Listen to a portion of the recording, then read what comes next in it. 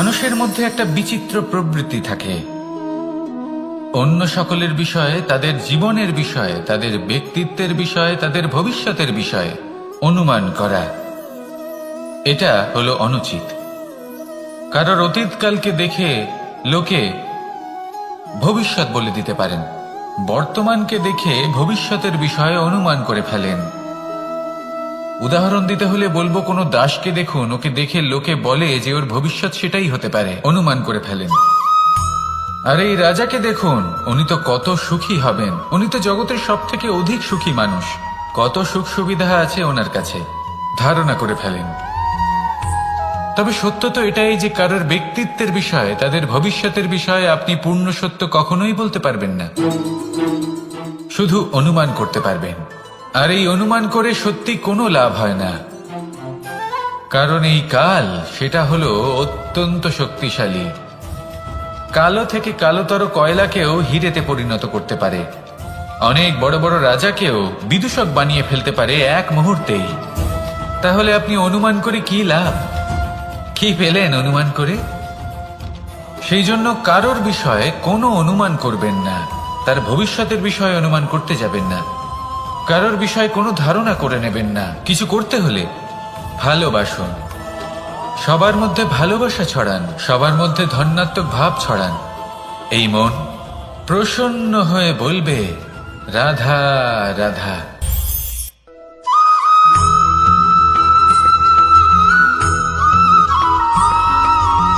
পঞ্চতত্ত্বের মধ্যে দ্বিতীয় তত্ত্ব হল ধরণী, ভূমি, যাকে আমরা ধরণী মাতা বলি।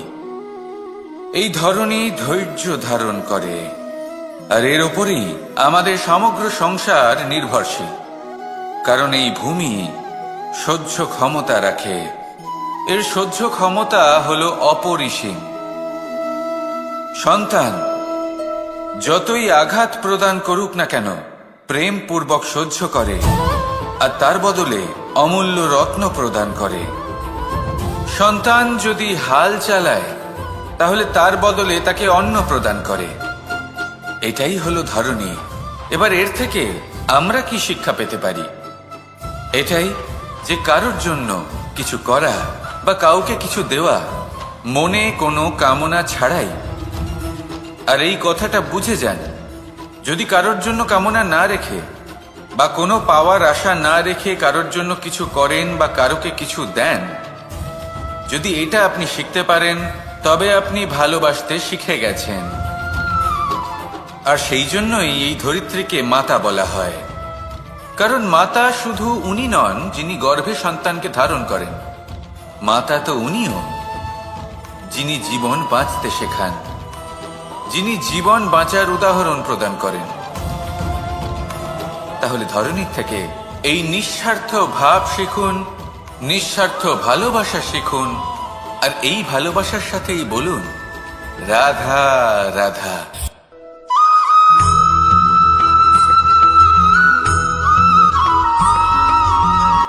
সংসারে আমাদের জীবনে যখন কোনো সুখ বা দুঃখ আসে, তার জন্য আমরা কাউকে না কাউকে অবশ্যই দায়ী করে থাকি, তাই না? এই ব্যক্তি আমাদের সাথে এরকম কাজ করেছেন, তাই আমার সাথে এমন হলো। ওই ব্যক্তি যদি এমনটা না করতেন, তাহলে আজ আমি ওই স্থানে পৌঁছতে পারতাম। সবই আপনার দৃষ্টিভঙ্গির ওপর নির্ভরশীল। আর যদি আপনার দৃষ্টিভঙ্গি এমন হয়, তাহলে তা অনুচিত। সত্যি কথা বলতে এই সংসারে ভিন্ন ভিন্ন ধরনের মানুষ আছে। এটা আপনার উপর নির্ভর করছে কিভাবে তাদের স্বাগত জানাবেন। একবার ভাবুন, আমি আমার দুটো হাত সামনে নিয়ে এলাম, দুটো মুঠো খুলে দিলাম। দুই প্রকারের মানুষ আসবেন, কিছু না কিছু দিয়ে যাবেন। এই মুঠো যদি আমি বন্ধ করে দিই, তাহলে না কেউ আমাকে কিছু দিতে পারবে, না আমার কিছু যাবে আসবে। নিশ্চয়ই বুঝতে পারছেন এই দুই ধরনের ব্যক্তি কারা এবং তারা কি দিয়ে যান। আমি যদি নিজের মুঠো খুলে দিই, তাহলে কিছু ভালো মানুষ আসবেন, আমাকে আনন্দ, সন্তুষ্টি, জ্ঞান প্রদান করে যাবেন, ভালো অভিজ্ঞতা দিয়ে যাবেন। কোনো খারাপ ব্যক্তি যদি আসেন, তাহলে তিনিও খারাপ অভিজ্ঞতা দেবেন, যার থেকে আমি শিক্ষা লাভ করব। এই সব কিছু আমি লাভ করতে পারি। মুঠো যদি বন্ধ করে রাখি, তাহলে আমি কিছুই পাবো না। দেখুন, এই সংসারে প্রত্যেকের জীবন এইরকম। প্রত্যেকের জীবনে সবকিছুই আছে, ভালো খারাপ দুই মানুষই আছে, ভালো অভিজ্ঞতা আছে, খারাপ অভিজ্ঞতা আছে। নির্ভর করছে আপনার উপর যে আপনি কি করবেন, এনাদের স্বাগত কিভাবে জানাবেন, কার থেকে কি বুঝবেন, কি শিখতে পারবেন, আর কোন দৃষ্টিভঙ্গি নিয়ে অগ্রসর হবেন। এটাই নির্ধারণ করবে যে আপনার জীবন কেমন হবে। আসুন আমার সাথে ভালোবেসে বলুন, রাধা রাধা।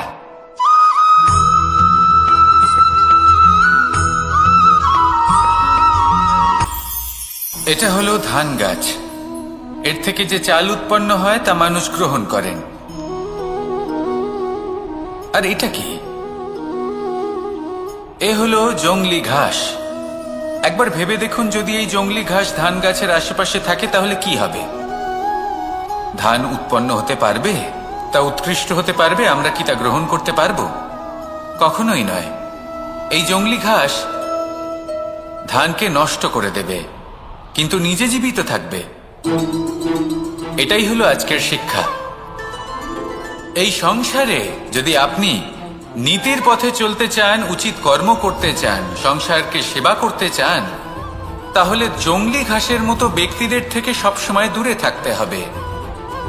সেই ব্যক্তি যারা দুর্নীতি এবং মিথ্যা দ্বারা পরিপূর্ণ, যাদের ব্যবহার অশুভ, যাদের অনেক অশুভ গুণ রয়েছে, তারা সঠিক নয়।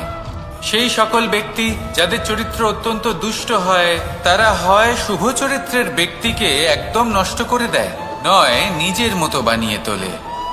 তাই যদি আপনি নীতির পথে চলতে চান, এই সংসারের জন্য শুভ কর্ম করতে চান, তাহলে সেই সঙ্গ লাভ করুন যে সঙ্গ জ্ঞানে পরিপূর্ণ, যাদের মধ্যে অনেক গুণ আছে, যাদের থেকে প্রতিদিন কিছু শিখতে পারবেন। এমন ব্যক্তির সাথে জীবন অতিবাহিত করুন। দুরাচারীদের থেকে দূরে থাকুন। তবেই এই মন প্রসন্ন হয়ে বলবে, রাধা রাধা।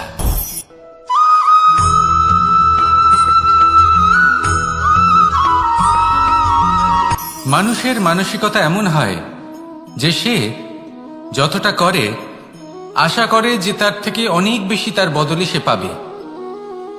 দেখুন, সবকিছুই আপনার ভাবনা চিন্তার উপর নির্ভর করছে। আপনি যদি ফলের বিষয়ে ভেবে কর্ম করতে থাকেন তাহলে সেটা অনুচিত। জীবনের আসল আনন্দ হলো নিজের কর্ম করতে থাকা, ফলের চিন্তা করা উচিত নয়। যদি আপনি এরকম ভাবেন যে আমি এতটা করছি, আমার এতটা পাওয়া উচিত, সেই ভাবনা অনুচিত।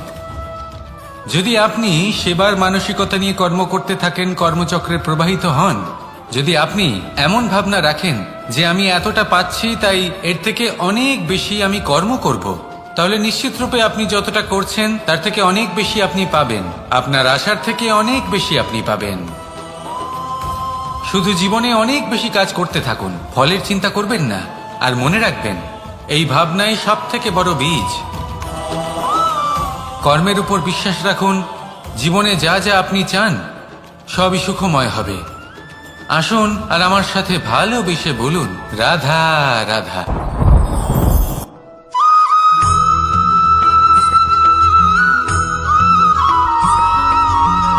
আপনি কখনো কোনো বাজকে নিজের বাসা বানাতে দেখেছেন? এই বাজ যখনই কোনো বাসা বানায় তখন উঁচু গাছের ডালে বা কোনো পর্বতের শিখরে বাসা বানায়, অনেক উচ্চতায়। আর সেখানে তার সন্তানও জন্মগ্রহণ করে। যখন এই সন্তানেরা জন্মায় তখন এই বাজ খুবই ভালোবেসে এবং খুব সাবধানে এদের পালন পোষণ করে।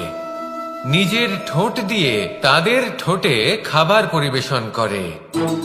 কিন্তু যেই সেই সন্তানেরা হৃষ্টপুষ্ট হয়ে যায় এবং সেই কথা বাজ নিজে বুঝতে পেরে যায়, সেই বাজ নিজেই সেই বাসা ছিন্ন ভিন্ন করে দেয়।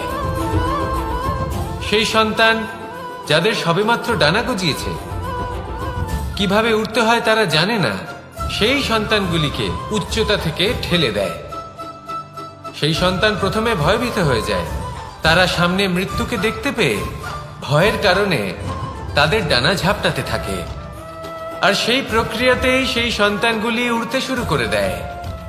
এবার এই ঘটনায় আমরা কি শিক্ষা পেতে পারি?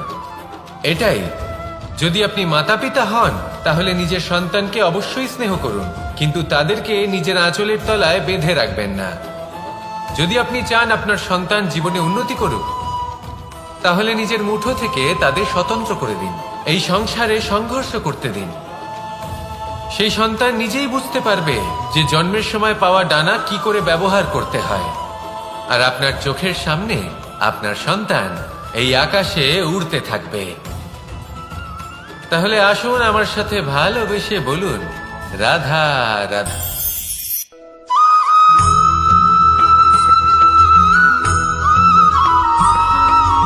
বসন্ত ঋতু, এই সময় মন আনন্দে ভরে থাকে। এমন মনে হয় যেন আমরা আকাশে বিচরণ করতে চলে যাই, কিন্তু সেটা তো সম্ভব নয়।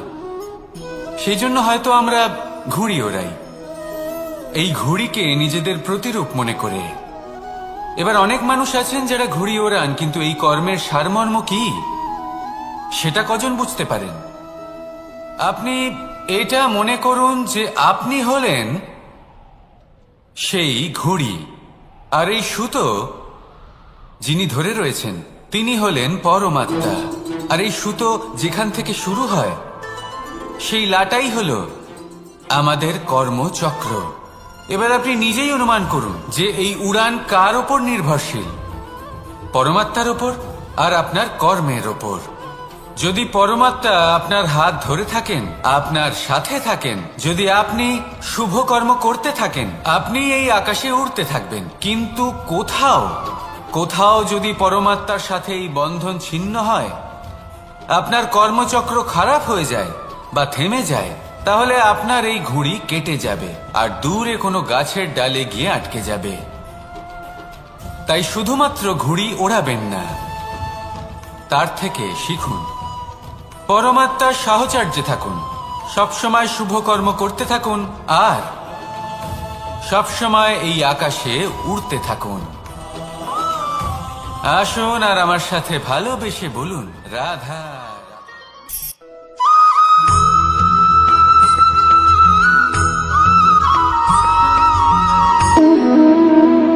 সম্পর্ক হলো আমাদের জীবনের একটি আধার। কিছু সম্পর্ক এমন যে আমরা জন্মসূত্রে লাভ করি, যেমন পরিবার, মা, বাবা। কিছু সম্পর্ক আছে যে আমরা জীবনে অর্জন করে থাকি, তা সে প্রেমের হোক, স্নেহের হোক বা বন্ধুত্বের। এই সকল সম্পর্ক লাভ করার বা গড়ে তোলার 5টি ধাপ রয়েছে। প্রথম ধাপ, কোনো ব্যক্তির সাথে আলাপ হওয়া, তার সাথে কথা বলা বা তাকে দেখা। দ্বিতীয় ধাপ, সে ব্যক্তিকে আমাদের ভালো লাগা। তৃতীয় ধাপ, আমাদের এটা চাইতে শুরু করা যে জীবনে এই ব্যক্তি যেন আমাদের বন্ধু হন, আমাদের জীবনে থাকেন, বা আমাদের কাউকে ভালোবেসে ফেলা। আর এটা আমাদের ভাবা বা চাওয়া যে সেই ব্যক্তি যেন আজীবন আমার সাথে থাকেন, আমার জীবনে আমার সাথী হয়ে। চতুর্থ ধাপ, লাভ করা। এবার এই ধাপটি অনেক মানুষের পক্ষেই খুবই সরল হয়, বড়ই সরলভাবে নিজেদের সঙ্গীকে লাভ করে থাকেন। কিছু মানুষের জন্য এই ধাপ অত্যন্ত কঠিন হয়ে থাকে। অনেক প্রতিকূল পরিস্থিতির উপর জয়লাভ করে তারা সঙ্গীকে লাভ করেন, কিন্তু লাভ অবশ্যই করেন। এরপরে আসে পঞ্চম, অন্তিম এবং সব থেকে গুরুত্বপূর্ণ ধাপ। সেটা হলো সেই সম্পর্ক পালন করা। এটা হলো এমন এক বিষয় যা প্রত্যেক মানুষের শেখা উচিত। যদি ব্যক্তি নিজের জীবনে সম্পর্ক রক্ষা করতে শিখে যান, তবে প্রত্যেক সম্পর্ক তার জীবনকে স্বর্গ করে তুলবে। আসুন আর আমার সাথে ভালোবেসে বলুন, রাধা রাধা।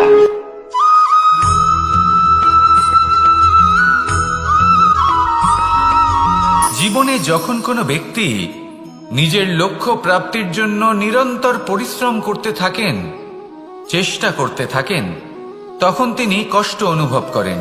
কখনো শারীরিক কষ্ট, কখনো মানসিক কষ্ট। এবার উনি এটা ভাবতে থাকেন যে আমি কি উচিত করছি নাকি অনুচিত করছি। কারণ অন্যদিকে এমন একজন ব্যক্তিও আছেন যিনি একদমই পরিশ্রম, চেষ্টা করছেন না। তিনি মদিরা পান করেন, বিলাসিতায় জীবন কাটান, অলস প্রকৃতির হয়ে ওঠেন, নিদ্রাতে বিলীন হয়ে থাকেন আর ভাবেন যে তিনি সুখ লাভ করছেন। কিন্তু এরকম কেন হয়?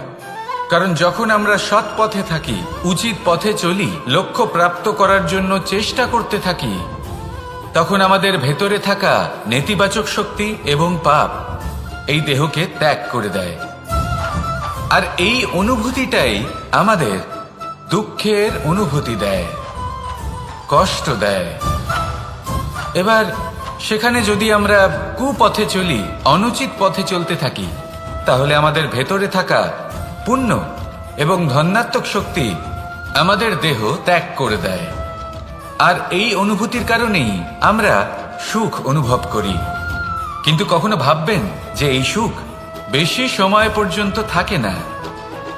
সেই জন্য সবসময় মনে রাখবেন, যদি আপনি জানেন যে এটাই আপনার লক্ষ্য, এটাই উচিত পথ, শুভ পথ, তাতে নিরন্তরভাবে এগিয়ে যেতে চেষ্টা করতে থাকুন।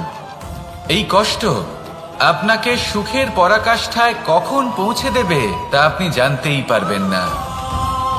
আসুন আমার সাথে ভালোবেসে বলুন, রাধা রাধা।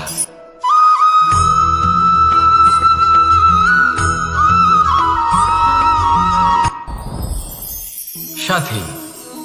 সাথী এই শব্দটির ব্যাখ্যা কে কিভাবে করে? মিত্র, সখা, বন্ধু। কিন্তু অর্থ একটাই, তিনি যিনি আপনার সঙ্গী হন আর তিনি যার সাথী আপনি হন। এবার সব থেকে বড় প্রশ্ন হলো এটাই যে তিনি কে হতে পারেন যাকে আপনি আপনার সাথী বলে মেনে নিতে পারেন, নিজের সখা, নিজের মিত্র, নিজের বন্ধু মেনে নিতে পারেন। আপনার সাথী হলেন তিনি যিনি দুঃখের সময় আপনার পাশে থাকবেন, আপনার হাত ধরে থাকবেন। আপনার সাথী হলেন তিনি যার হাত আপনি নিজের সুখের দিনে ধরে থাকবেন। সেই সাথীরই হাত ধরুন যিনি দুঃখে সবসময় আপনাকে সাহায্য করার জন্য তৎপর হয়ে থাকেন, আপনার পাশে থাকেন, আর যাকে সুখের দিনে আপনি আপনার সাথে রাখতে পারেন। আর যখন আপনার সাথে আপনার এই সাথী থাকবে, তখন আপনি এটা বুঝবেন যে যখন জীবনে দুঃখ আসে, তখন এই দুঃখ কমে যায়, সবার মধ্যে ভাগ হয়ে যায়। আর যদি তখন সুখ আসে, তাহলে সেটা সবার উপস্থিতিতে আরো বেড়ে যায়। এটাই হলো প্রেম, এটাই হলো ভালোবাসা, এটাই হলো সঙ্গ। যেমন সম্পর্ক আমার আর রাধার মাঝে। তাহলে আসুন আর আমার সাথে ভালোবেসে বলুন, রাধা রাধা।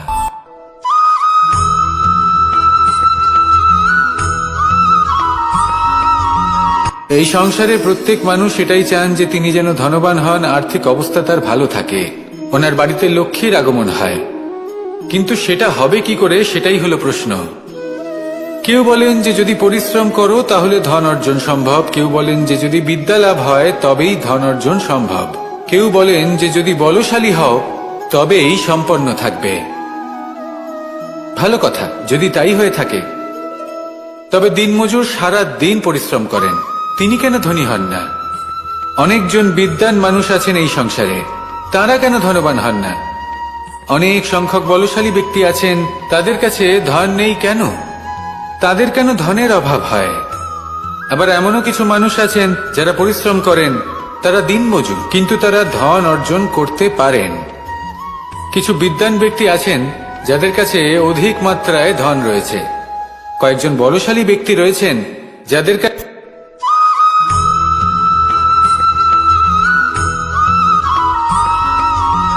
পঞ্চতত্ত্বের মধ্যে দ্বিতীয় তত্ত্ব হল ধরণী, ভূমি, যাকে আমরা ধরণী মাতা বলি।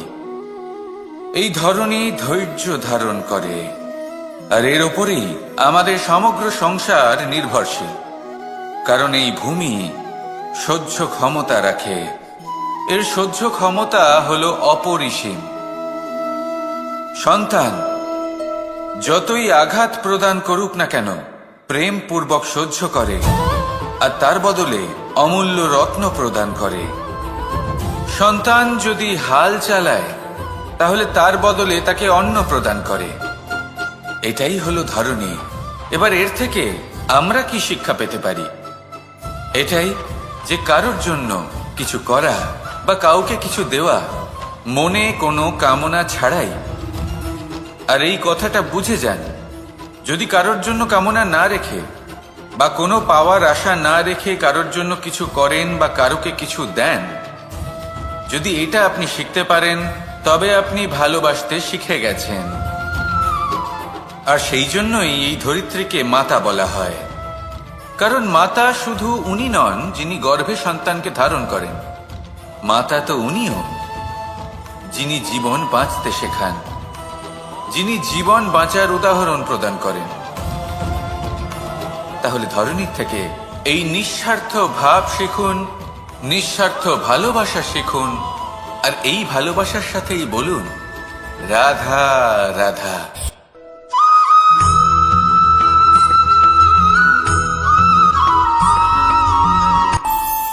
আমাদের মনে যখন কোনো প্রশ্ন ওঠে, কোনো দ্বন্দ্ব জাগে, তখন আমরা যাই আমাদের গুরুর কাছে, আমাদের আরাধ্যের কাছে গিয়ে জিজ্ঞেস করি।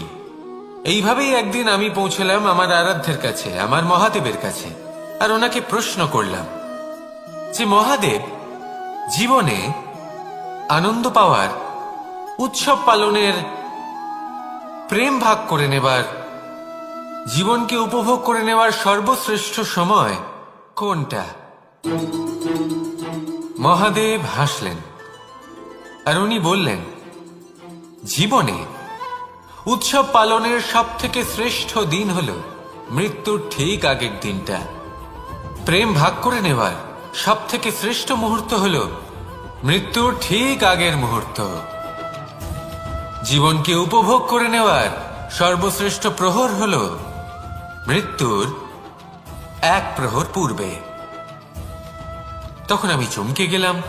আমি বললাম, কিন্তু মহাদেব, মৃত্যু তো অনিশ্চিত, আমরা জানিও না কবে আমাদের মৃত্যু হবে। মহাদেব আবার হাসলেন। উনি বললেন যে যদি আমরা এভাবে জীবন কাটাই যে আমরা জীবনের প্রত্যেক দিন, প্রত্যেক মুহূর্ত, প্রত্যেক প্রহর শেষ বলে মনে করি, তাহলে আমাদের সমস্ত জীবন আনন্দের সাথেই অতিবাহিত হবে। কি বলেন?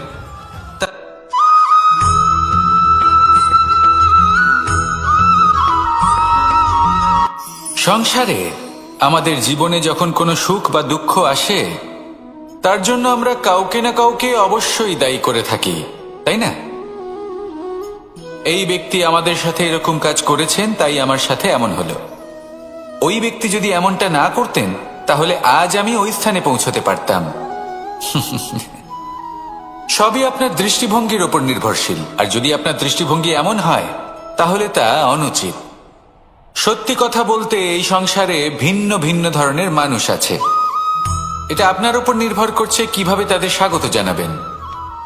একবার ভাবুন, আমি আমার দুটো হাত সামনে নিয়ে এলাম, দুটো মুঠো খুলে দিলাম। দুই প্রকারের মানুষ আসবেন, কিছু না কিছু দিয়ে যাবেন। এই মুঠো যদি আমি বন্ধ করে দিই, তাহলে না কেউ আমাকে কিছু দিতে পারবে, না আমার কিছু যাবে আসবে। নিশ্চয়ই বুঝতে পারছেন এই দুই ধরনের ব্যক্তি কারা এবং তারা কি দিয়ে যান। আমি যদি নিজের মুঠো খুলে দিই, তাহলে কিছু ভালো মানুষ আসবেন, আমাকে আনন্দ, সন্তুষ্টি, জ্ঞান প্রদান করে যাবেন, ভালো অভিজ্ঞতা দিয়ে যাবেন। কোনো খারাপ ব্যক্তি যদি আসেন, তাহলে তিনিও খারাপ অভিজ্ঞতা দেবেন, যার থেকে আমি শিক্ষা লাভ করব। এই সব কিছু আমি লাভ করতে পারি। মুঠো যদি বন্ধ করে রাখি, তাহলে আমি কিছুই পাবো না। দেখুন, এই সংসারে প্রত্যেকের জীবনে এইরকম। প্রত্যেকের জীবনে সবকিছুই আছে, ভালো খারাপ দুই মানুষই আছে, ভালো অভিজ্ঞতা আছে, খারাপ অভিজ্ঞতা আছে। নির্ভর করছে আপনার উপর যে আপনি কি করবেন, এনাদের স্বাগত কিভাবে জানাবেন, কার থেকে কি বুঝবেন, কি শিখতে পারবেন, আর কোন দৃষ্টিভঙ্গি নিয়ে অগ্রসর হবেন। এটাই নির্ধারণ করবে যে আপনার জীবন কেমন হবে। আসুন আমার সাথে ভালোবেসে বলুন রাধা রাধা।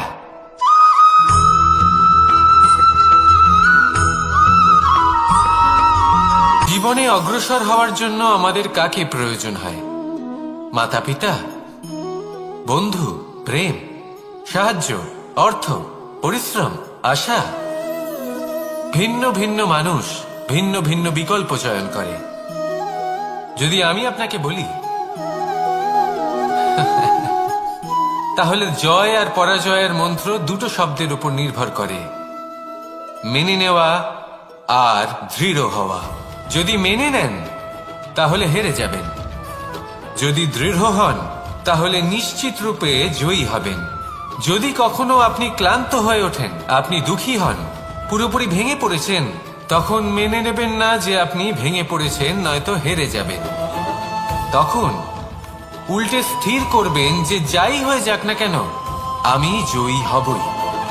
আর আপনি দেখবেন যে জয় নিশ্চিত রূপে আপনার কাছেই আসবে।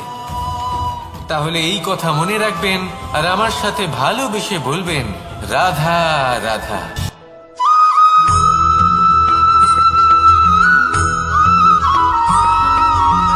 ভালো, শুধু ওনাদের কঠোর ব্যবহার দেখলে আমরা একটু ভয় পেয়ে যাই। এবার ওনাদের এই কঠোর ব্যবহার আমাদের ভালো না লাগলেও অত্যন্ত আবশ্যক, কারণ মাতার থেকে আমরা যে শক্তি লাভ করি তা যেন নিয়ন্ত্রণ হারিয়ে বিধ্বংসী না হয়ে ওঠে।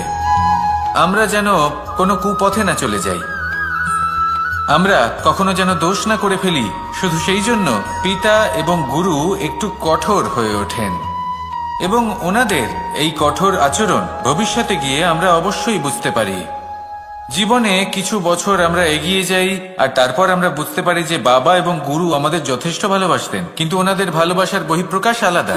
প্রয়োজনীয় হলো এটা দেখার, এটা বোঝার যে শুরু থেকে আমাদের প্রতি ওনাদের আচরণ কেমন ছিল। ওনাদের কঠোর হওয়ার পেছনে ওনাদের ভালোবাসাটা বোঝার চেষ্টা করুন, ওনাদের চিন্তাটা বোঝার চেষ্টা করুন, ওনাদের পথপ্রদর্শনের আড়ালে আপনার ভবিষ্যতের জন্য যে পরিকল্পনা ওনারা করেছেন সেটা বোঝার চেষ্টা করুন। তখন আপনারা বুঝতে পারবেন ওনাদের ভালোবাসাকে। আপনার মনের মধ্যে আপনা থেকেই ওনাদের প্রতি সম্মান জেগে উঠবে। নিজের পিতা এবং নিজের গুরু এই দুজনের প্রতি কৃতজ্ঞতা প্রকাশ করুন আর আমার সাথে ভালোবেসে বলুন, রাধা রাধা।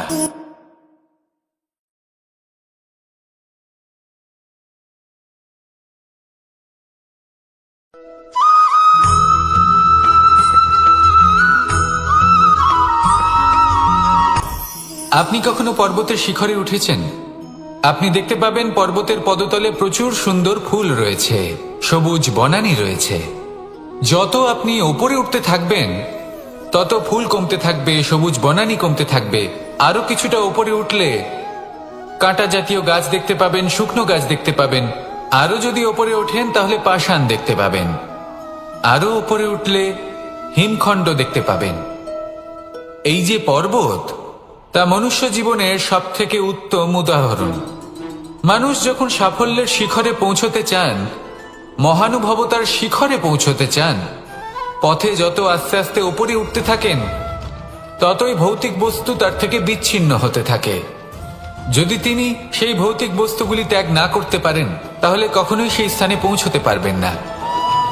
আর মানুষ যদি উচিত ত্যাগ করতে পারেন, পথে অগ্রসর হতে থাকেন, এগোতে থাকেন, তাহলে একদিন না একদিন তিনি মহানুভবতার, জ্ঞানের, সাফল্যের হিমের স্বাদ অবশ্যই লাভ করবেন। মনে রাখবেন, মানব জীবনে ত্যাগ হলো অত্যন্ত গুরুত্বপূর্ণ অংশ। আসুন আমার সাথে ভালোবেসে বলুন, রাধা রাধা।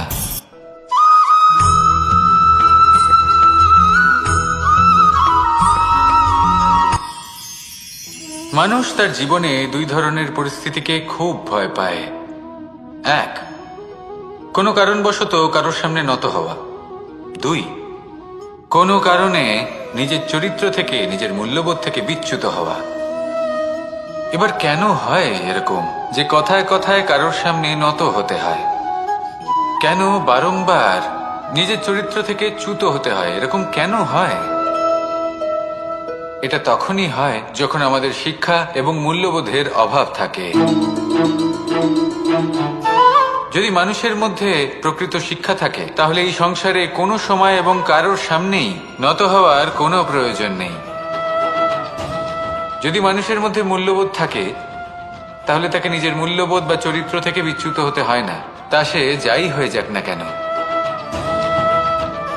কোনো বালককে যদি জন্ম থেকেই সুশিক্ষার অধিকারী করা হয়, শিক্ষিত করা হয়, মূল্যবোধের অধিকারী করা হয়, তবে সে এই সংসারে এমন কর্ম করবে যাতে সে নিজেকে, নিজের পরিবারকে, সমগ্র সমাজকে গর্বিত করতে পারে। শিক্ষা লাভ করুন, মূল্যবোধ লাভ করুন এবং আমার সাথে ভালোবেসে বলুন, রাধা রাধা।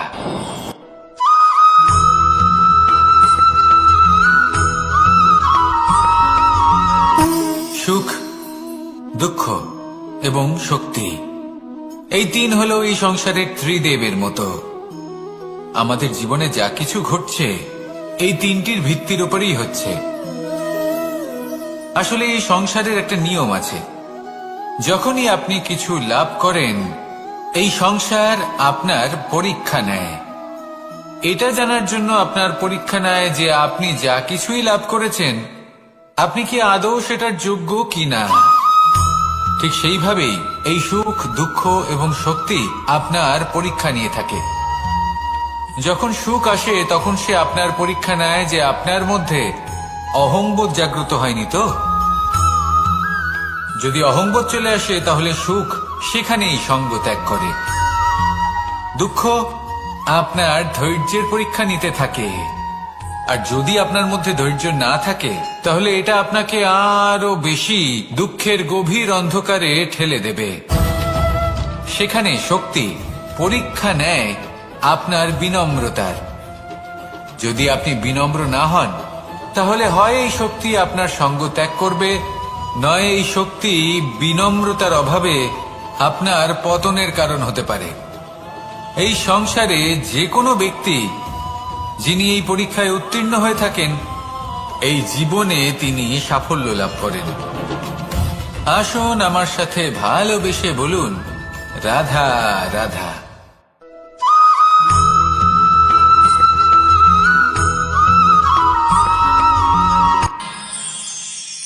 আমরা সবাই সূর্যকে সম্মান কেন করি? কারণ আমরা জানি যে সন্ধেবেলা যখন সূর্যাস্ত হবে তখন শুধুমাত্র অন্ধকার বাকি থাকবে। ঠিক কিছুটা এরকমই হয় আমাদের মাতা পিতাও, যিনি আমাদের জন্ম দেন, আমাদের ভরণ পোষণ করেন, আমাদের বড় করেন, আমাদের প্রেম প্রদান করেন। কখনো কখনো তাদের মুখ থেকে কটু কথা নিঃসৃত হয়, আমাদের দুঃখ হয়, কিন্তু তখন আমাদের এটা বোঝা উচিত এগুলি নিঃসৃত হচ্ছে আমাদেরই মঙ্গলের জন্য। যেমন সূর্যদেব, উনিও উত্তাপ দিয়ে থাকেন আমাদেরই মঙ্গলের জন্য, যাতে ফসল পাকতে পারে, যাতে জল বাষ্প হয়ে মেঘ হতে পারে, বৃষ্টি হতে পারে, আর এই সংসারে নিরন্তর জলের প্রবাহ থাকে। আমাদের মাতা পিতা, তাদের কঠোর আচরণ, তাদের কঠোর অনুশাসনের পেছনে লুকিয়ে থাকে ওনাদের ভালোবাসা। আমাদের তা বুঝতে হবে, সসম্মানে ওনাদের গ্রহণ করতে হবে। কারণ ঠিক সূর্যাস্তের পরে যেমন চতুর্দিক অন্ধকারচ্ছন্ন হয়ে যায়, তেমনি আমাদের জীবন থেকে যখন আমাদের মাতা পিতা চলে যায় তখন আমাদের জীবনেও শুধু এবং শুধুমাত্র অন্ধকারই ছেয়ে থাকে। সেই জন্য নিজের মাতা পিতাকে সম্মান করুন, ওনাদের ভালোবাসা প্রদান করুন। এই মন আর এই জীবন প্রসন্ন হয়ে বলবে, রাধা রাধা।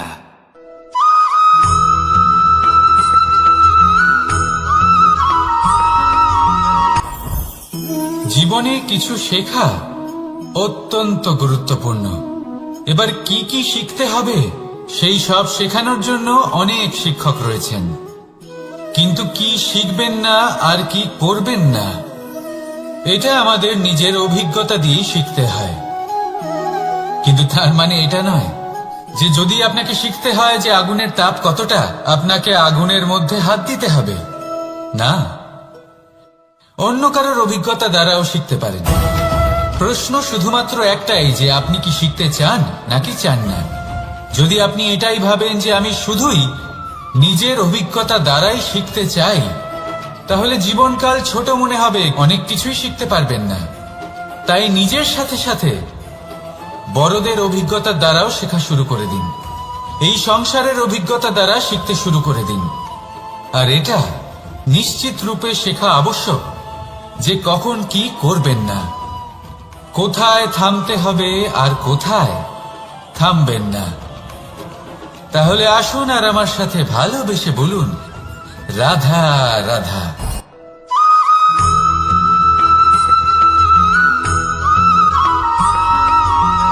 এই সংসারে সব থেকে বেশি কোমল বস্তু হলো রেশম। এই রেশম এতটাই কোমল হয় যে এর পুরো একটা থান শুধুমাত্র একটা হাতে ধরা সম্ভব। কখনো ভেবে দেখেছেন এই রেশম কিভাবে হয়? একটি কীট তার লালার দ্বারা উৎপন্ন হয়। এই কীট সেই রেশমকে পাক দিতে থাকে, পাক দিতেই থাকে আর আস্তে আস্তে তার মধ্যেই জড়িয়ে পড়ে। শেষে ওর এই সুন্দর অমূল্য সৃষ্টি রেশমের এই সুতো তার নির্মাণ কার্য পূর্ণ হয়, কিন্তু তাতেই ও নিজে বন্দী হয়ে যায়। নিজেরই মায়াজালের এই বন্দী গৃহে নিজেই ফেঁসে যায়। এবার এই সুতোকে ব্যবহারযোগ্য করে তোলার জন্য এই কীটগুলিকে এই কবচের সাথেই ফুটন্ত জলে ফেলে দেওয়া হয়। এই সংসারে যদি আমাদের স্বপ্ন এই সংসারের দুঃখ হরণ করার জন্য, এই সংসারে সুখ বিতরণ করার জন্য হয়, তবেই আমাদের প্রগতি সম্ভব। যদি আমাদের এই স্বপ্ন শুধুই আমাদের এবং আমাদের স্বার্থ সিদ্ধির জন্য হয়, তাহলে এই স্বপ্ন আমাদের অন্ধ করে দেবে, আমাদের অন্ধকারের পথে নিয়ে যাবে, আর আমরাও সেই কীটের মতো হয়ে যাব। নিজেদেরই মায়াজালে আমরা নিজেই ফেঁসে যাব, আর শেষে আমরা যদি কিছু লাভ করি তা হবে একাকিত্ব, অন্ধকারময় মৃত্যু। তাই স্বপ্ন অবশ্যই দেখুন, কিন্তু এমন ভাবে স্বপ্ন দেখবেন না যে তার এই বন্দিগৃহে আপনি নিজেই ফেঁসে গেলেন। স্বপ্ন দেখুন পরোপকারে।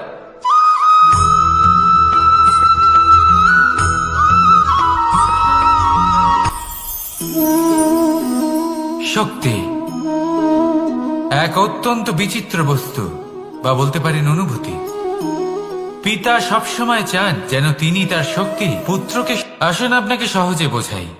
যদি আপনি সুপাত্র হন আর আপনাকে শক্তি দেওয়া হয়, তাহলে আপনি সেই শক্তির গুরুত্ব বুঝবেন, কোথায় সেই শক্তি প্রয়োগ করা উচিত সেটা বুঝবেন।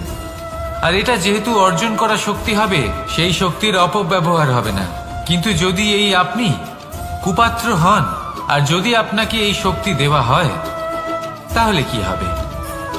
দেখতে গেলে এই শক্তি আপনি দান হিসেবে পেয়েছেন, তাই না আপনি এই শক্তির গুরুত্ব বুঝবেন আর না এর প্রয়োগ আপনি জানবেন। তার অপব্যবহার হওয়া সুনিশ্চিত। তাই যদি আপনি কোনো শক্তি অর্জন করতে চান, তাহলে আগে তার যোগ্য হয়ে উঠুন, পুত্র নয় পাত্র হয়ে উঠুন। আর আমার সাথে ভালোবেসে বলুন, রাধা রাধা।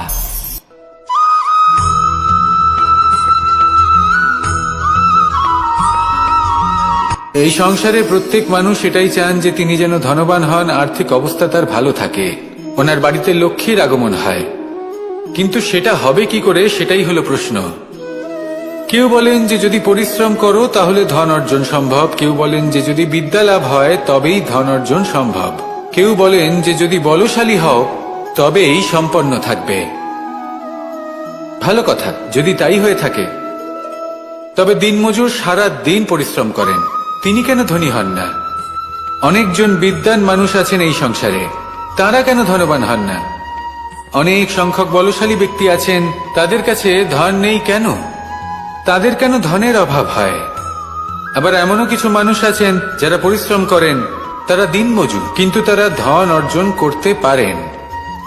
কিছু বিদ্বান ব্যক্তি আছেন যাদের কাছে অধিক মাত্রায় ধন রয়েছে, কয়েকজন বলশালী ব্যক্তি রয়েছেন যাদের কাছে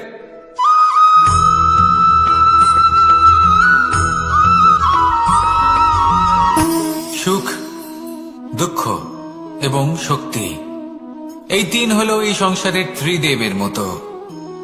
আমাদের জীবনে যা কিছু ঘটছে এই তিনটির ভিত্তির উপরেই হচ্ছে। আসলে এই সংসারের একটা নিয়ম আছে, যখনই আপনি কিছু লাভ করেন, এই সংসার আপনার পরীক্ষা নেয়। এটা জানার জন্য আপনার পরীক্ষা নেয় যে আপনি যা কিছুই লাভ করেছেন, আপনি কি আদৌ সেটার যোগ্য কিনা। ঠিক সেইভাবেই এই সুখ, দুঃখ এবং শক্তি আপনার পরীক্ষা নিয়ে থাকে। যখন সুখ আসে তখন সে আপনার পরীক্ষা নেয় যে আপনার মধ্যে অহংবোধ জাগ্রত হয়নি তো। যদি অহংবোধ চলে আসে তাহলে সুখ সেখানেই সঙ্গ ত্যাগ করে। দুঃখ আপনার ধৈর্যের পরীক্ষা নিতে থাকে, আর যদি আপনার মধ্যে ধৈর্য না থাকে তাহলে এটা আপনাকে আরো বেশি দুঃখের গভীর অন্ধকারে ঠেলে দেবে। সেখানে শক্তি পরীক্ষা নেয় আপনার বিনম্রতার। যদি আপনি বিনম্র না হন, তাহলে হয় এই শক্তি আপনার সঙ্গ ত্যাগ করবে, নয় এই শক্তি বিনম্রতার অভাবে আপনার পতনের কারণ হতে পারে। এই সংসারে যে কোনো ব্যক্তি যিনি এই পরীক্ষায় উত্তীর্ণ হয়ে থাকেন, এই জীবনে তিনি সাফল্য লাভ করেন। আসুন আমার সাথে ভালোবেসে বলুন, রাধা রাধা।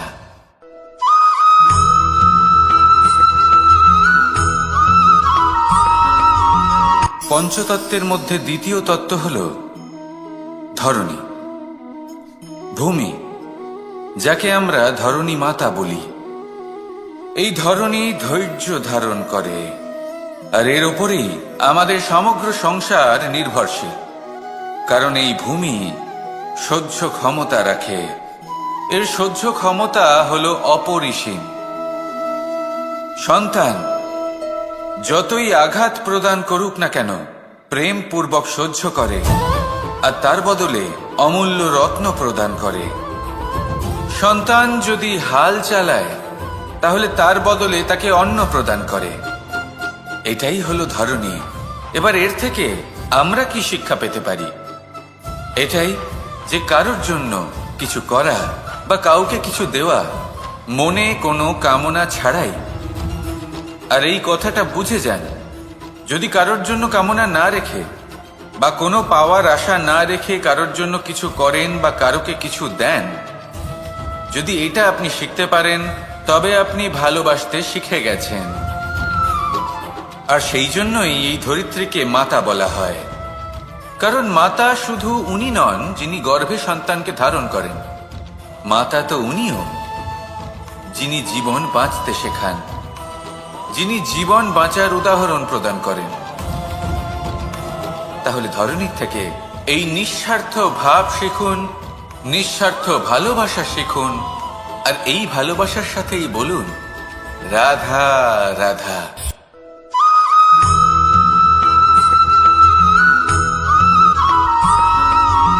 মানুষ জন্মগ্রহণ করে, তার সাথে ভয়েরও জন্ম হয়। ছোটবেলা থেকেই আমাদের মনে কোনো না কোনো প্রকারের ভয় থেকেই যায়। কেউ এই বিষয়ে ভয় পায় যে তার কোনো বস্তু তার থেকে দূরে চলে যাবে, কেউ এই বিষয়ে ভয় পায় যে আমি নিজেকে হারিয়ে ফেলব, কেউ এই ভেবে ভয় পায় যে আমার প্রিয়জনেরা তারা যেন আমার থেকে দূরে না চলে যায়, কেউ এই ভেবে ভয় পায় যে আমরা যেন পথ না হারিয়ে ফেলি, আদি ইত্যাদি। কিন্তু সত্যি কথা বলতে, ভেবে দেখুন এই ভয় বাস্তবে কি? শুধুই একটা মনস্থিতি, আর কিছুই নয়। যা কিছু আপনি জীবনে পেয়েছেন তা একদিন আপনাকে হারাতে হবে। এই জীবন হলো আপনারই, কিন্তু তাও একদিন সমাপ্ত হবে। তাই ভয় পেয়ে কি লাভ? এই ভয় শুধু আপনাকে জীবন যাপন করা থেকে বাধা দিচ্ছে, আর কিচ্ছু নয়। পথ হারিয়ে ফেললেই বুঝতে পারবেন যে নতুন পথ কিভাবে বানাতে হয়। কিছু মানুষকে জীবন থেকে হারালে তবেই আপনি বুঝবেন যে আপনার আপনজনকে। এই ভয়ের কারণে ভীত হয়ে থাকবেন না। এই তারা নক্ষত্র অন্ধকারের অভাবে গুরুত্ব হারায়। শিবকেও মহাদেব হওয়ার জন্য বিষপান করতে হয়েছিল। প্রত্যেক পরিস্থিতি, প্রত্যেক সাফল্য আপনার পরীক্ষা নেবে, তাতে উত্তীর্ণ হওয়া হলো আপনার কর্ম। যখনই আপনি ভয় পাবেন বা সংকটের সম্মুখীন হবেন, তখন সাহসের সাথে তার সম্মুখীন হন। মনে রাখবেন, যে সম্মুখীন হতে জানে, সাফল্য তার সাথে সবসময় থাকে। আসুন আর আমার সাথে ভালোবেসে বলুন, রাধা রাধা।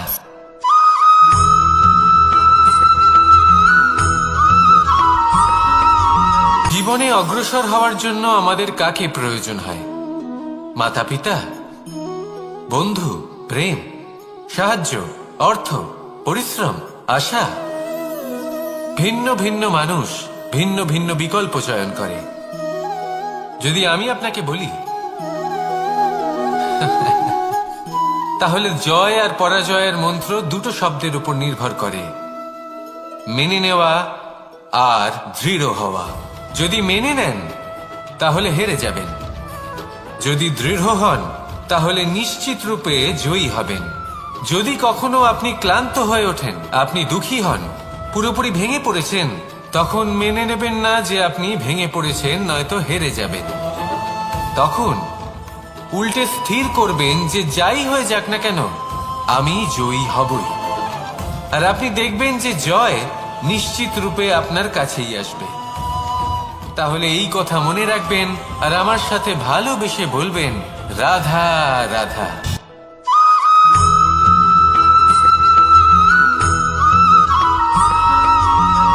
এই সংসারে কোনো বস্তু হোক বা ব্যক্তি হোক, তার একার গুরুত্ব কিন্তু খুব বেশি নয়।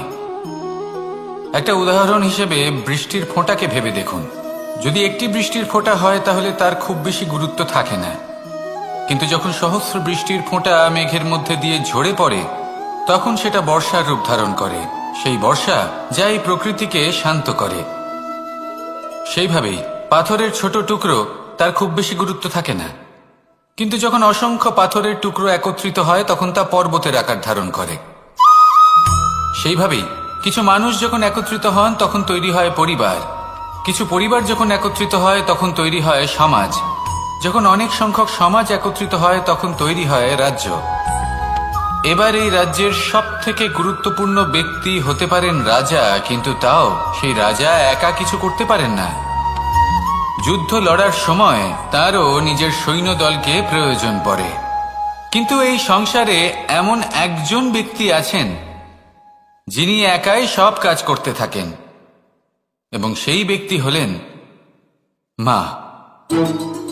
আমাদের জীবনে একজন পিতার ভূমিকা কিন্তু নিঃসন্দেহে অমূল্য, কিন্তু আমাদের সকলের জীবনে যে ভূমিকা একজন মায়ের তা অন্য কারোর থাকে না। একজন মা একাই সন্তানকে বড় করতে পারেন, সংস্কারী করে তুলতে পারেন, তার জন্য পরিশ্রম করেন। আর এত কিছু কাজ করার পরেও তার কাজের জন্য তিনি প্রশংসা অবশ্য পান না। উল্টে যদি সেই সন্তান অনুচিত পথে চালিত হয়, অনুচিত কর্ম করে, তখন সেই মাকেই অপবাদের পাত্র হয়ে উঠতে হয়। আমাদের জীবনে মায়ের যোগদান কতটা সেটা বুঝুন। আপনাকে বড় করে তোলার জন্য উনি কতটা পরিশ্রম করেছেন সেটা বুঝুন। আজ থেকে, এখন থেকে, এই মুহূর্ত থেকে মাকে সম্মান করতে শিখুন। যখন সময় পাবেন, যখন সুযোগ হবে, তখন তার প্রশংসা করুন, ওনারও ভালো লাগবে। আর মায়ের এই মমতার জন্য, তার এই ভূমিকার জন্য আসুন সবাই মিলে আমরা তাকে প্রণাম করি, আর সকলে মিলে ভালোবেসে বলি, রাধা রাধা।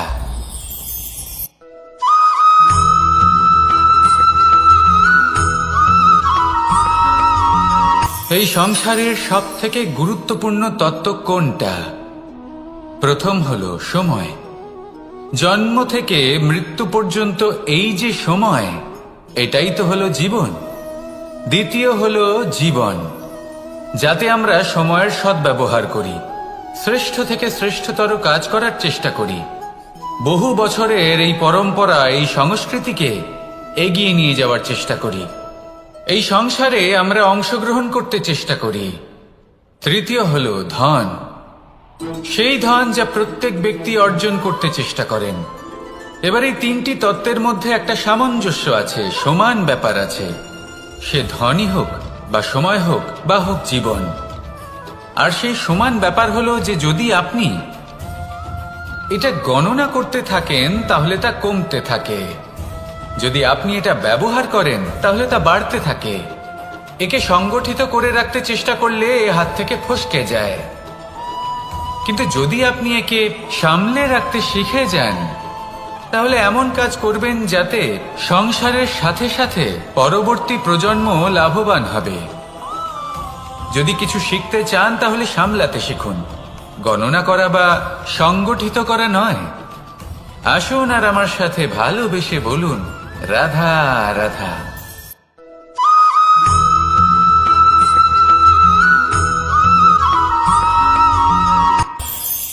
এই সংসারে আমরা প্রকাশ কোথা থেকে পাই? এর উত্তর বড়ই সরল। ভোরে যখন সূর্যোদয় হয় তখন প্রকাশের কিরণ আমাদের ঘরে এসে পৌঁছয়। এইভাবেই আমরা প্রকাশ লাভ করি। এবার এই প্রকাশের আলোতেই আমরা সারাদিনের কাজ সম্পন্ন করি। সন্ধে হয়ে যায়, সূর্যাস্তও হয়ে যায়, আর আমাদের ঘর যাতে অন্ধকার না হয় তার জন্য আমরা একটা প্রদীপ প্রজ্বলিত করি। এটাই ঘটে আমাদের জীবনেও। এবার প্রবাহমান আয়ুর সাথে আমরা আমাদের অন্তরে যদি একটা প্রদীপ প্রজ্বলিত করে নিই, তাহলে বিষয়টাই অন্যরকম হবে। এবার আপনি বলবেন কোন প্রকাশের কথা বলছি যা আমাদের অন্তরে জাগ্রত করা সম্ভব? আমাদের আত্মার মাঝে প্রেমের প্রকাশ জাগ্রত করার কথা বলছি। কারণ আমাদের এই জীবন এও হলো দিনের আলোর মতো। আজ প্রকাশ আছে, কিন্তু কোনোদিন অবশ্যই অস্ত হবে। কিন্তু অস্ত হবার আগে যদি আমরা আমাদের আত্মার মাঝে প্রেমের এই প্রকাশ উজ্জ্বলিত করে নিই, তাহলে আমাদের সন্ধ্যাকালও আমরা আনন্দে এবং প্রেমে যাপন করব। তাহলে আসুন আর আমার সাথে ভালোবেসে বলুন, রাধা রাধা।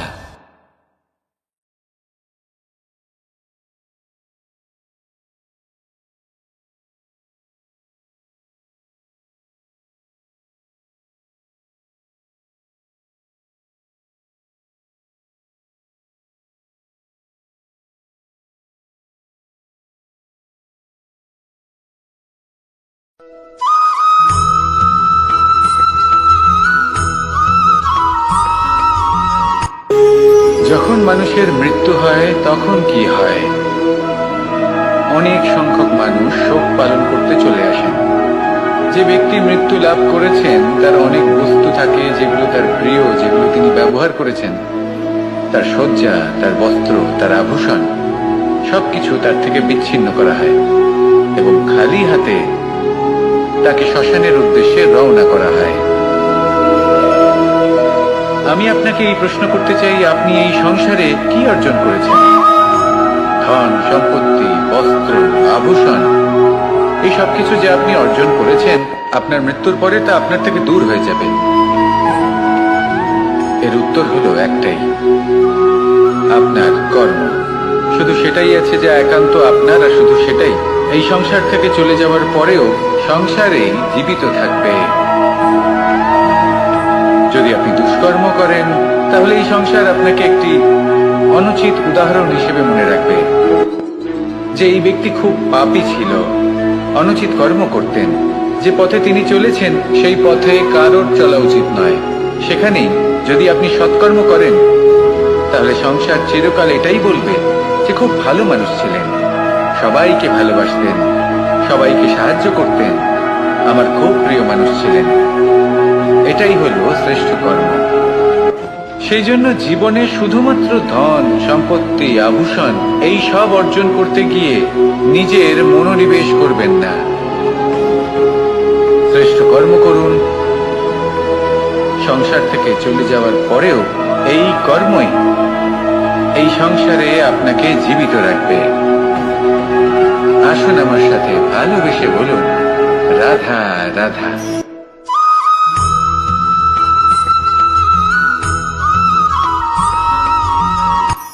এই সংসারে সাফল্য লাভ করার জন্য জ্ঞানের প্রয়োজন হয়, পরিশ্রমের প্রয়োজন হয়, দৃঢ় নিষ্ঠার প্রয়োজন হয়, নিরন্তর চেষ্টা করা প্রয়োজনীয়। কিন্তু আরো কিছু আছে যা অত্যন্ত প্রয়োজনীয় এবং গুরুত্বপূর্ণ। তা হলো ভালো বন্ধু। তাদের থাকা অত্যন্ত প্রয়োজনীয়। যদি ভালো বন্ধু থাকে, তাহলে সময় এলে তারা ঢাল হয়ে আপনাকে সুরক্ষা করবেন। সময় এলে অস্ত্রের মতো শত্রুকে সংহারও করবেন। যদি তিনি জ্ঞানী হন, তাদের মধ্যে সদ্গুণ থাকে, তাহলে এই সব গুণ আপনার মধ্যেও প্রবেশ করবে। তাহলে সাফল্যের জন্য ভালো বন্ধু পাওয়া অত্যন্ত প্রয়োজনীয়। কিন্তু শুধু বন্ধু কেন, ভালো শত্রুও থাকা প্রয়োজনীয়। এবার আপনি ভাববেন, এ আমি কি বললাম? যদি আপনার জীবনেও ভালো অর্থাৎ শক্তিশালী শত্রু থাকে, তাহলে আপনিও শক্তিশালী হতে থাকবেন। এই শত্রু আপনাকে প্রেরিত করবে আরো বেশি শক্তিশালী হয়ে ওঠার। কখনো কোনো হরিণকে দেখুন, তীব্র গতিতে দৌড়তে থাকে। কেন তীব্র গতিতে দৌড়য়? এই কারণে নয় যে কোথাও তার জন্য মধুর ঘাস অপেক্ষা করে রয়েছে, না। সে এই কারণে তীব্র গতিতে দৌড়য় কারণ সেটা না করলে তার পেছনে একটি সিংহ আছে যে ওকে নিজের ভোজন করে ফেলবে। তাই জীবনে বিপদ, সংকট এই সব কিছুও হলো অত্যন্ত গুরুত্বপূর্ণ। তার সম্মুখীন হতে শিখুন আর আমার সাথে ভালোবেসে বলুন, রাধা রাধা।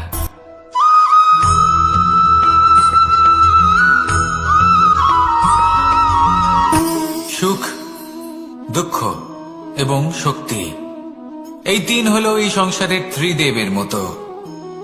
আমাদের জীবনে যা কিছু ঘটছে এই তিনটির ভিত্তির উপরেই হচ্ছে। আসলে এই সংসারের একটা নিয়ম আছে, যখনই আপনি কিছু লাভ করেন এই সংসার আপনার পরীক্ষা নেয়। এটা জানার জন্য আপনার পরীক্ষা নেয় যে আপনি যা কিছুই লাভ করেছেন আপনি কি আদৌ সেটার যোগ্য কিনা। ঠিক সেইভাবেই এই সুখ, দুঃখ এবং শক্তি আপনার পরীক্ষা নিয়ে থাকে। যখন সুখ আসে তখন সে আপনার পরীক্ষা নেয় যে আপনার মধ্যে অহংবোধ জাগ্রত হয়নি তো। যদি অহংবোধ চলে আসে তাহলে সুখ সেখানেই সঙ্গ ত্যাগ করে। দুঃখ আপনার ধৈর্যের পরীক্ষা নিতে থাকে, আর যদি আপনার মধ্যে ধৈর্য না থাকে তাহলে এটা আপনাকে আরো বেশি দুঃখের গভীর অন্ধকারে ঠেলে দেবে। সেখানে শক্তি পরীক্ষা নেয় আপনার বিনম্রতার। যদি আপনি বিনম্র না হন তাহলে হয় এই শক্তি আপনার সঙ্গ ত্যাগ করবে, নয় এই শক্তি বিনম্রতার অভাবে আপনার পতনের কারণ হতে পারে।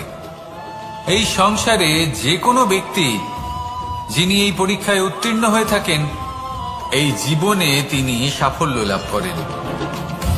আসুন আমার সাথে ভালোবেসে বলুন, রাধা রাধা।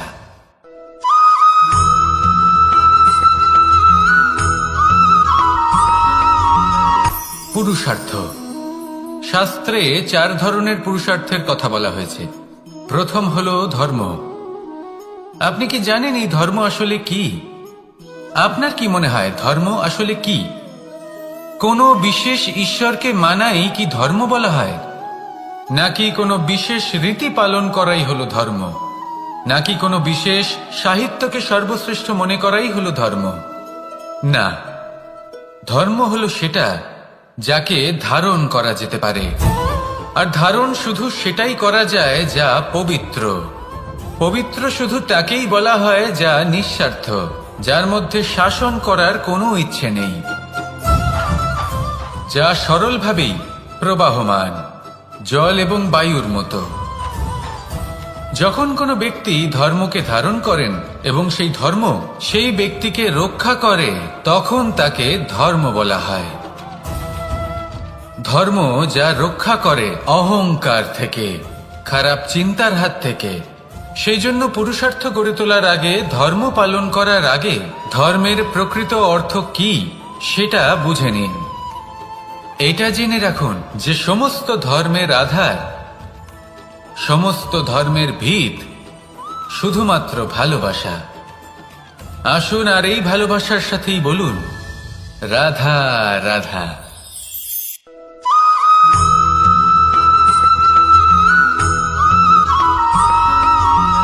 এই সংসারে সবথেকে বেশি কোমল বস্তু হলো রেশম। এই রেশম এতটাই কোমল হয় যে এর পুরো একটা থান শুধুমাত্র একটা হাতে ধরা সম্ভব। কখনো ভেবে দেখেছেন এই রেশম কিভাবে হয়?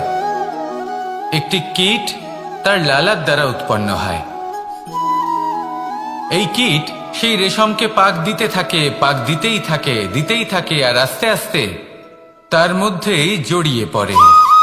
শেষে ওর এই সুন্দর অমূল্য সৃষ্টি রেশমের এই সুতো তার নির্মাণ কার্য পূর্ণ হয়, কিন্তু তাতেই ও নিজে বন্দী হয়ে যায়।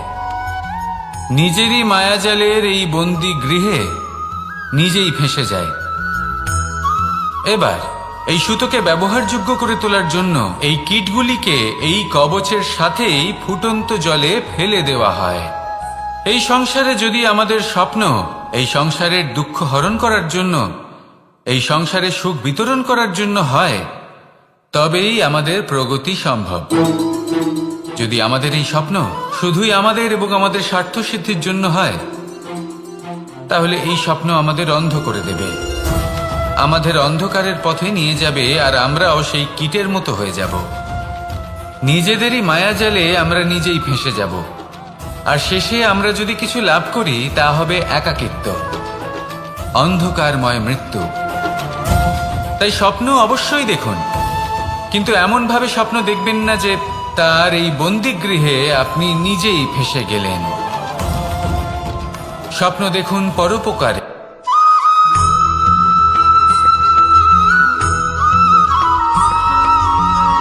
কেউ বলে জীবন খুব ক্ষণস্থায়ী, কেউ বলে জীবন হলো একটা সুন্দর স্বপ্নের মতো, আবার কেউ বলবে জীবন হলো এক কঠোর সত্য। কিন্তু জীবন আসলে কি? জীবন হলো আপনারই প্রতিবিম্ব, একটা দর্পণ। অর্থাৎ আপনি জীবনকে সেইভাবেই পাবেন যেরকম আপনি নিজেকে প্রতিপন্ন করবেন। যদি আপনি দর্পণের দিকে তাকিয়ে হাসেন, তাহলে আপনি সামনে হাসি মুখী দেখতে পাবেন। এবার যদি আপনি গম্ভীর হয়ে থাকেন, তাহলে আপনি একজন রুষ্ট ব্যক্তি দেখতে পাবেন। শেষে সবথেকে বেশি গুরুত্বপূর্ণ হলো আপনার চেষ্টা। আপনাকে সবসময় চেষ্টা করতে হবে যাতে আপনি নিজেকে প্রসন্ন এবং ইতিবাচক মনোভাবে রাখেন। এটা হলো আপনারই উত্তরদায়িত্ব, তাকে পালন করুন। এই মনকে প্রসন্ন রাখুন, এই সংসারকে সুন্দর বলে মনে হবে। আর এই মন প্রসন্ন হয়ে বলবে, রাধা রাধা।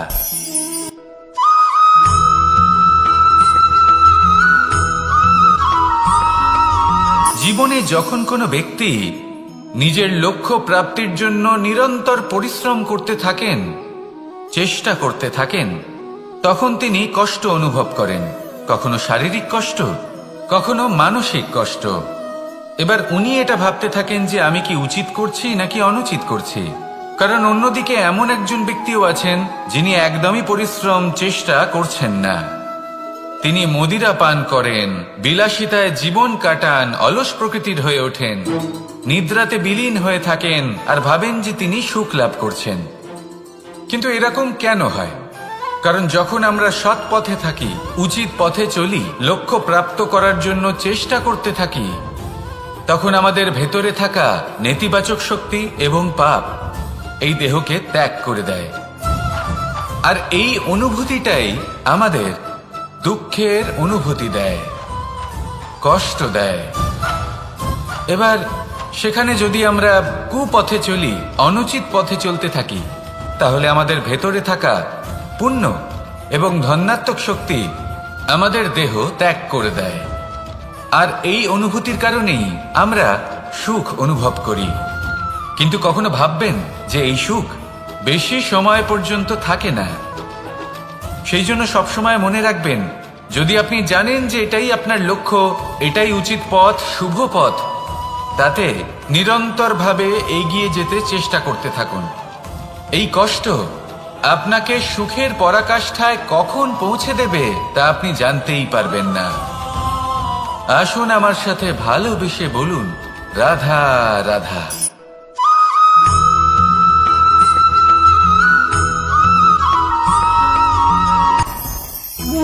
ভোজন। এবার ভোজন সংগ্রহ করার জন্য মানুষ কি না করেন, সবসময় চেষ্টা করতে থাকেন।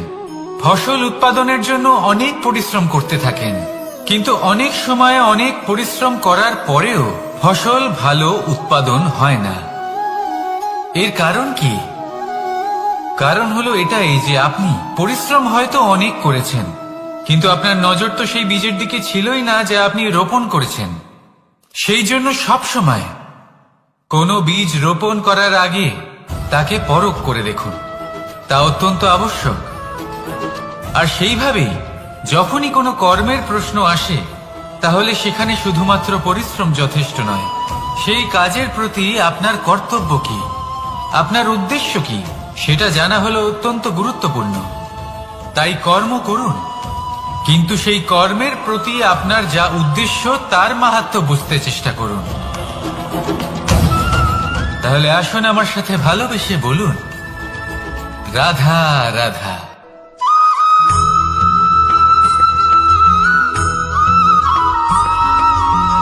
পিতা আর পুত্রের সম্পর্ক অত্যন্ত মধুর হয়ে থাকে।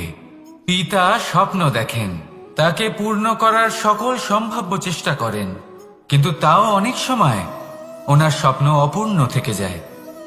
তখন পিতা ভাবেন যে স্বপ্ন উনি পূর্ণ করতে পারেননি, ওনার সন্তান তা অবশ্যই পূরণ করবে।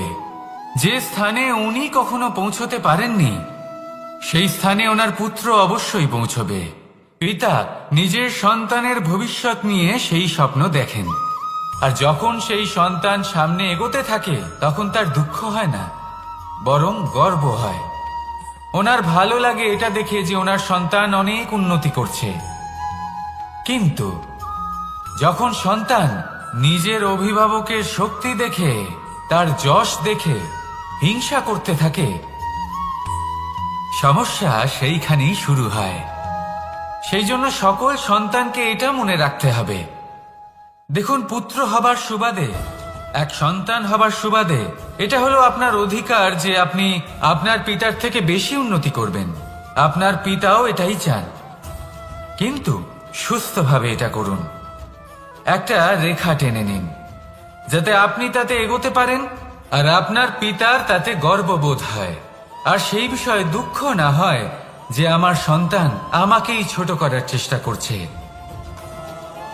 ইতিহাস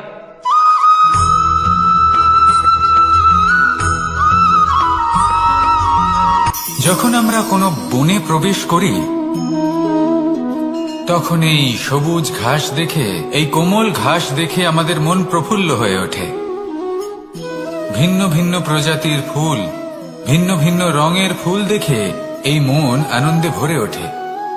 এখানে শিশুরা আনন্দ লাভ করে, বড়রা ভোজন গ্রহণ করেন, কথাবার্তা বলেন, হাঁটাহাঁটি করে বেড়ান। এবার ভেবে দেখুন, যখন এই উপবনের নির্মাণ হয়েছিল সেই সময় যদি এই মাটিকে সঠিকভাবে খনন না করা হতো, যদি তাতে সঠিকভাবে বীজ রোপণ না করা হতো, যদি কোনো সংঘর্ষ না হতো, পরিশ্রম না করা হতো, যদি চলতে চলতে পায়ে কাঁটা না বিঁধে যেত, তাহলে এই সুন্দর বন দেখে আমরা কি এই আনন্দ লাভ করতে পারতাম? কখনোই নয়। ধরুন কোনো নদীর তটে সুন্দর একটি বন আছে, সেই বনের আনন্দ লাভ করতে গেলে আপনাকে সেই নদী পার করতেই হবে। যদি সুখের নদীর কাছে পৌঁছতে চান, তাহলে তটে যে কাঁটা রয়েছে সেগুলোর সাথে সংঘর্ষ করতেই হবে। এই সংসারে যদি আপনি সুখ লাভ করতে চান, তাহলে সুখ লাভের এই যাত্রা শুরু করতে হবে সংঘর্ষ দ্বারা। তাহলে সংঘর্ষকে স্বাগত জানান, এর পেছনেই সুখ রয়েছে যা আপনার জন্য অপেক্ষা করছে। এবার হাসুন আর আমার সাথে ভালোবেসে বলুন, রাধা।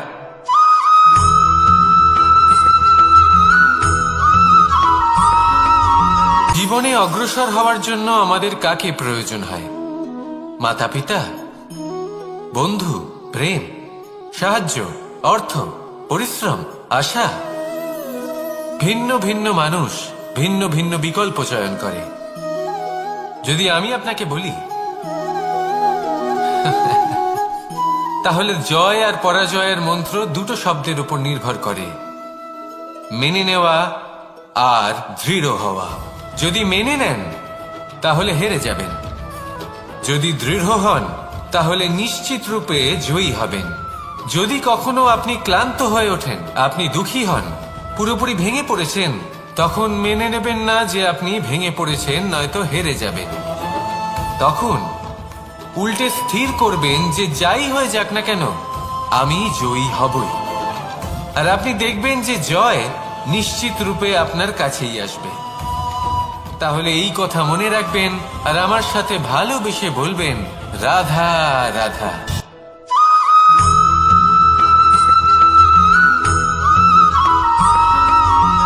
এই সংসারে সব থেকে বড় ব্যক্তি কে? আপনি বলবেন, এই কেমন ধরনের প্রশ্ন? কিন্তু এটা হলো সব থেকে উচিত প্রশ্ন। কেউ এর উত্তর দেবে যে সেই মহাপ্রতাপী রাজা, তিনি হলেন সব থেকে বড় ব্যক্তি, সেই বড় রাজনীতিবিদ, তিনিই সব থেকে বড় ব্যক্তি। আমি আপনাকে জানাই যে সংসারের সব থেকে বড় ব্যক্তি হলেন তিনি, যার সাথে দেখা করলে আপনি নিজেকে ছোট মনে করবেন না। কোন ব্যক্তি যিনি সব থেকে বেশি শক্তিশালী, আপনি যদি তার সামনে যান, তাহলে উনি আপনার অন্তরের শক্তিকে বাইরে বের করে আনবে। আপনার অন্তরের লুকিয়ে থাকা শক্তিকে জাগ্রত করতে প্রেরণা প্রদান করবে। তিনি হলেন বড় ব্যক্তি, তিনি হলেন মহান ব্যক্তি। তিনি নন যিনি নিজের বল এবং ঐশ্বর্য দ্বারা আপনাকে তার সামনে ছোট প্রমাণ করবেন। এবং সেই জন্য মহাদেব আমার আরাধ্য হলেন আমার খুব প্রিয়। কারণ রাজা হোক বা ফকির, কেউ যদি ওনার সামনে যান তাহলে সে নিজেকে ছোট মনে করেন না। আপনিও যদি জীবনে অনেক বড় হতে চান তাহলে কাউকে কখনো নিজেকে ছোট মনে করতে দেবেন না। তার অন্তরে বড় হয়ে ওঠার প্রেরণা প্রদান করুন। আসুন আমার সাথে ভালোবেসে বলুন, রাধা রাধা।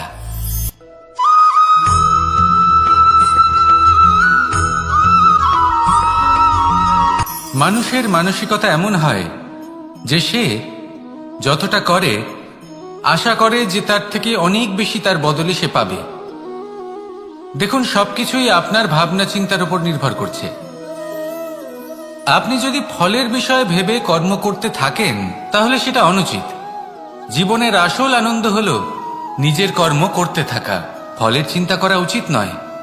যদি আপনি এরকম ভাবেন যে আমি এতটা করছি, আমার এতটা পাওয়া উচিত, সেই ভাবনা অনুচিত।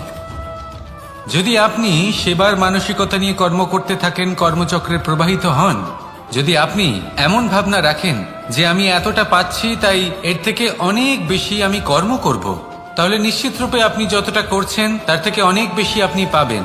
আপনার আশার থেকে অনেক বেশি আপনি পাবেন। শুধু জীবনে অনেক বেশি কাজ করতে থাকুন, ফলের চিন্তা করবেন না। আর মনে রাখবেন, এই ভাবনাই সব থেকে বড় বীজ। কর্মের উপর বিশ্বাস রাখুন। জীবনে যা যা আপনি চান সবই সুখময় হবে। আসুন আর আমার সাথে ভালোবেসে বলুন, রাধা রাধা।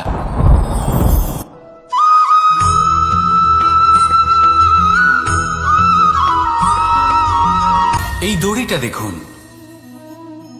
ছোট ছোট রেশম দ্বারা তৈরি। এটা সরু সুতো দ্বারা তৈরি হয়েছে এটা, আর অত্যন্ত কোমলও বটে। আর আপনি চাইলে এটা সোজাও করে দিতে পারেন, আর চাইলে এটা বেঁকিয়েও দিতে পারেন। আর যদি চান তাহলে এটা গোল গোল করে বেঁধে কোথাও রেখেও দিতে পারেন। এবার এই কোমল দড়ি যদি কোনো নিষ্ঠুর কঠিন পাথরে বারংবার জড়িয়ে দেওয়া হয় তাহলেও তাকেও কাটতে পারে, নিজের ছাপ ছেড়ে যেতে পারে, সেটার আকারও বদলে ফেলতে পারে। এবার এর কারণ কি?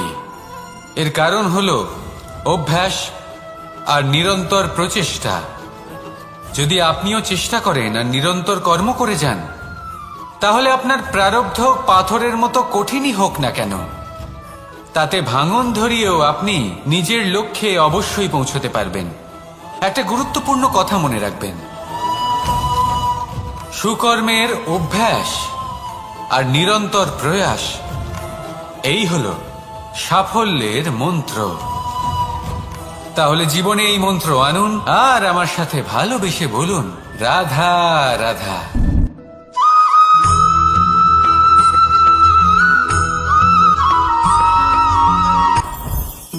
জীবনে কিছু শেখা অত্যন্ত গুরুত্বপূর্ণ।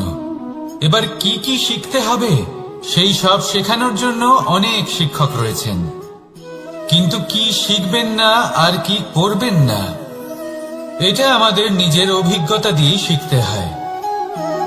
কিন্তু তার মানে এটা নয় যে যদি আপনাকে শিখতে হয় যে আগুনের তাপ কতটা, আপনাকে আগুনের মধ্যে হাত দিতে হবে। না, অন্য কারোর অভিজ্ঞতা দ্বারাও শিখতে পারেন। প্রশ্ন শুধুমাত্র একটাই যে আপনি কি শিখতে চান নাকি চান না। যদি আপনি এটাই ভাবেন যে আমি শুধুই নিজের অভিজ্ঞতা দ্বারাই শিখতে চাই, তাহলে জীবনকাল ছোট মনে হবে, অনেক কিছুই শিখতে পারবেন না। তাই নিজের সাথে সাথে বড়দের অভিজ্ঞতা দ্বারাও শেখা শুরু করে দিন। এই সংসারের অভিজ্ঞতা দ্বারা শিখতে শুরু করে দিন। আর এটা নিশ্চিত রূপে শেখা আবশ্যক যে কখন কি করবেন না, কোথায় থামতে হবে আর কোথায় থামবেন না। তাহলে আসুন আর আমার সাথে ভালোবেসে বলুন, রাধা রাধা।